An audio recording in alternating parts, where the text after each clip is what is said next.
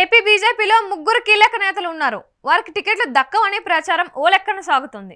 వారు టీడీపీని పూర్తిగా వ్యతిరేకించే టీంగా బీజేపీలో ఉన్నారు. వారే ఏపీ బీజేపీ మాజీ ప్రెసిడెంట్ సోమ వీర్రాజు, రాజ్యసభ సభ్యుడు జీవీఎల్ నరసింహారావు, రాయలసీమకు చెందిన విష్ణువర్ధన్ రెడ్డి. ఈ ముగ్గురు చంద్రబాబు అన్న టీడీపీ అన్న మండిపడిపోతారు. వారు టీడీపీతో పొత్తులు వద్దు అని పదే పదే చెప్తుంటారు. పైగా బీజేపీలో మొదటి నుంచి ఉన్నవారు. సోమ వీర్రాజు బీజేపీ ప్రెసిడెంట్ గా ఉన్న టైంలో టీడీపీ పొత్తుల విషయం ఎక్కడా లేకుండా పోయింది.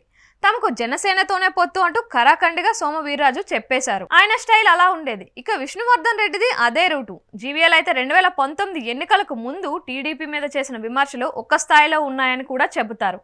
ఇలా ఈ ముగ్గురు నేతలు ఇప్పుడు టీడీపీ బీజేపీల మధ్య పొత్తు కుదరడంతో ఇరకాటంలో పడ్డారు అని అంటున్నారు. ఇక Soma Veerraju Rajahmundry urban assembly seat ఆశిస్తున్నారు.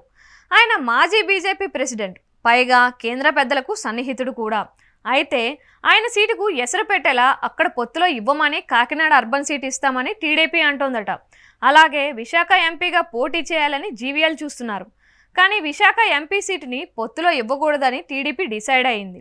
అనకాపల్లి సీటు ఇస్తామని అంటోంది. ఇదొక ఇబ్బందిగా మారింది. అలాగే విష్ణువర్ధన్ రెడ్డి తాను ఎంపీగా పోటీ చేస్తాను అని అంటున్నారు, లేదా అసెంబ్లీకి అయినా అని అంటున్నారు. కానీ ఆయనకు ఎక్కడా సీటు ఇచ్చే ఛాన్స్ కనిపించటమే లేదు. అయితే ఈ ముగ్గురికి బీజేపీ జాతీయ నాయకత్వంతో మంచి పరిచయాలు ఉన్నాయి కాబట్టి సీటు తెచ్చుకోవచ్చు అని అంటున్నారు. ఒక్కవేళ తెచ్చుకున్నా టీడీపీ జనసేన సహకారం ఉండాలి, ఓట్ల బదిలీ జరగాలి, అప్పుడే వారు గెలుస్తారు. అలా కాకుండా చేయడంలో టీడీపీ సిద్ధహస్తురాలు అని అంటున్నారు. మొత్తానికి చూస్తే బీజేపీలో బాబు యాంటీ బ్యాచ్కి టికెట్లు దక్కకుండా చేసే ప్లాన్ అయితే సాగుతోందని అంటున్నారు.